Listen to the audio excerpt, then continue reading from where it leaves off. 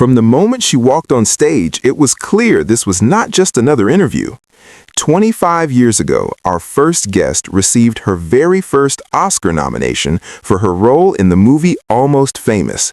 Today, she is back again, more successful than ever, nominated once more for Best Lead Actress for her new film Song Sung Blue, which is now playing in theaters. This moment feels full circle, emotional, and powerful.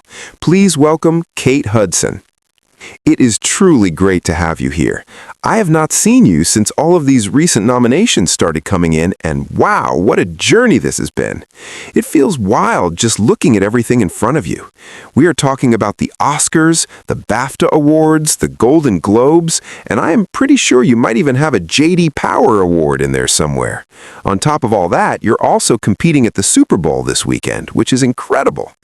I honestly cannot wait for that. It has been an amazing time, truly thrilling in every sense. I can imagine how exciting it must feel, and I am genuinely very happy for you.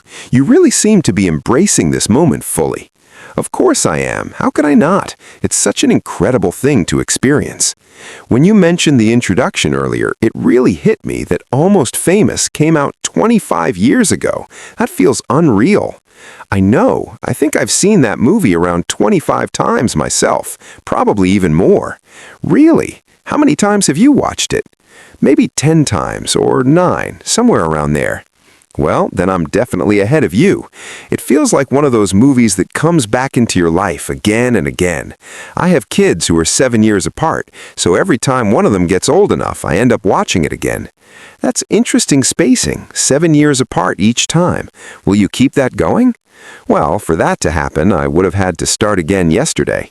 Fair enough. You never know, though. You seem to be good at just about everything. By the way, are you a Rams fan or something else? I'm actually a Broncos fan, a Denver Broncos fan. Why the Broncos?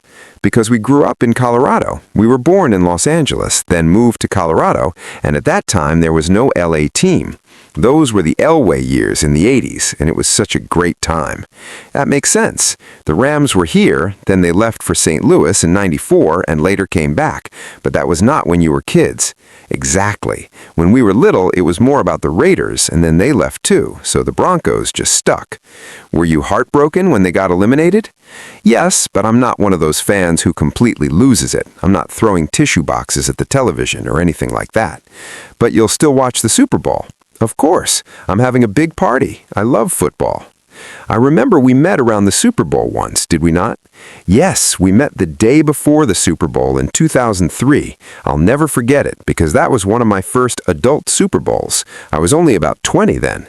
You were doing a movie with Matthew McConaughey at the time, and I interviewed you both. That's crazy to think about now. The Super Bowl really sticks in memory. Do you cook for the Super Bowl? I do. This year we're hosting a big party. My brother Oliver and I are gathering everyone together. He wanted to bring his grill over, which I thought was completely insane. His grill is not exactly simple. He acts like he's some kind of man of the land. He has one of those grills where you have to work with wood and coal for hours. You mean a smoker? Yes, whatever it is. He wanted to throw it in the car and bring it over for the Super Bowl, and I told him it would never work. He would last about 30 minutes before abandoning it. Why? Because he would want to watch the game, start drinking, and it would turn into a disaster. The grill would just sit in my backyard untouched. You know him too well. Exactly. Bringing the grill is one thing. Bringing it home safely is another, especially once it's hot and he's had a few drinks. So you're not cooking then, you're catering. Yes, we're doing tacos and dips. Hopefully we'll get some good salsa too. We can help with that. Someone here even makes their own salsa. I learned that today, and I thought it was very interesting. I also learned something else about you that really stood out. You bought the house you grew up in. Yes, I did. I bought it back when I was pregnant with Ryder. I bought it from the woman who purchased it from my mom. That feels very sentimental. It probably is, and I still think I need to unpack that in therapy. But I still have the house. It was built by James Whale, the director who created Frankenstein, the film version. That's incredible. It's a beautiful house from the 1930s, and I feel so lucky it's still standing. I live in the bedroom that used to belong to my parents, though I redecorated it. That must feel strange. It does, but it also feels right. I thought I would only live there for a couple of years, but I fell in love with it. I feel my grandparents there. I feel so much history in that house. You even brought something from the house with you today, some old diary entries. Oh no, I've been journaling since I was about 8 years old. When there were fires recently, I realized I had left all my journals behind, and that really hit me. Your team encouraged you to bring some. They did, but when I started reading them, I almost couldn't do it. They were way too revealing. Everything was about boys. I was completely boy crazy. Since when? Since about 1980. I think even my most recent journal entries are still boy crazy. That should be on a bumper sticker, or maybe my tombstone. You even wrote songs. Yes, I always wrote songs. I think this one was written when I was around 12 years old. She then reads lyrics about longing, emotion, and feelings she barely understood at the time. It's poetic, intense, and surprisingly deep for such a young age.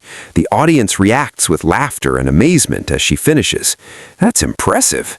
I could never go through all my journals like Matthew McConaughey did for his book. I just couldn't handle it. But maybe we can work on that song. Yes, let's do that. The next time I come back, I'll sing it. That would be amazing. We have the band ready. We'll be right back. Kate Hudson is here, and her movie Song Sung Blue is in theaters now. The screen fades back in as the conversation continues, and the energy in the room feels even stronger. A clip from the film plays, filled with emotion, music, and raw intensity. Her character speaks about pain, survival, and the desire to shine again after being knocked down by life. The moment feels heavy, honest, and deeply personal. The movie Song Sung Blue is based on a true story, and for those who do not know, it follows the lives of a real couple. The man was known for impersonating many artists, but he was most famous for his Neil Diamond tribute performances. His name was Mike, and together with his partner Claire, they fell in love and built a life around music. Yes, that is right. Mike and Claire Sardina created a tribute band focused on Neil Diamond, and it became something much bigger than they ever imagined. They built an entire world around their performances. People across the Midwest loved seeing them live. They performed at weddings, festivals, and major summer events. Their music brought people together in a way that felt real and joyful. When I first saw the billboard for the movie, I honestly thought it was about Neil Diamond himself. I saw Hugh Jackman wearing that wig, and I remember thinking they could have done a better job with it. But then I realized he was not supposed to look like Neil Diamond. He was meant to look like a man impersonating Neil Diamond, and that made all the difference. It actually ruined one of my future plans. I had planned for my retirement to become a Neil Diamond impersonator myself. I even picked a name, Neil Zirconia.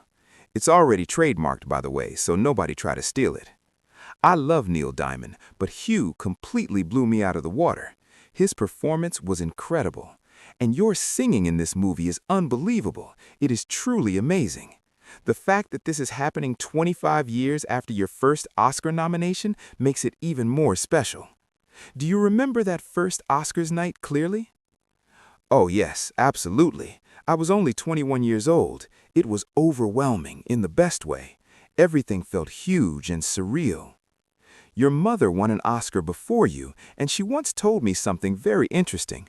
She said she wasn't even at the ceremony when she won. That is true. Back then, things were very different. She was working and could not attend. She was filming a movie, I believe, in England at the time. She also told me she never even watched the broadcast because there were no recordings back then. That is right. Nobody taped it. There were no VHS copies waiting at home. Years later, you actually showed her the video here, and that was the first time she ever saw herself win. Did you ever attend award shows with her when you were a child? No, not really. My parents were very protective about things like that. We did not go to those events when I was young. But I do remember my mom going to a lot of parties. When I got older, she would sometimes borrow my clothes. She would say she was going to a big event like the Vanity Fair party and had nothing to wear. I would offer her something from my closet and she would wear it. There was one halter dress I loved so much. I probably still have it because I keep everything. One night she wore it, and when she stepped out of the car, the entire thing fell off. There are pictures somewhere of her holding the dress up, trying to keep it in place. That must have been a moment. It definitely was. But overall, we never really attended those events together when I was young. The first time I went to something like that, it was actually with my parents. Will they be going with you to the Oscars this time? How could I not bring my mom? Of course I want her there with me. I might try to get an extra ticket if possible, but my mom has to be my date. You should wear each other's clothes again. Why not? That sounds perfect. Congratulations. It is always great to see you, and this moment feels very special. The movie is called Song Sung Blue, and it is in theaters now. Kate Hudson, everyone.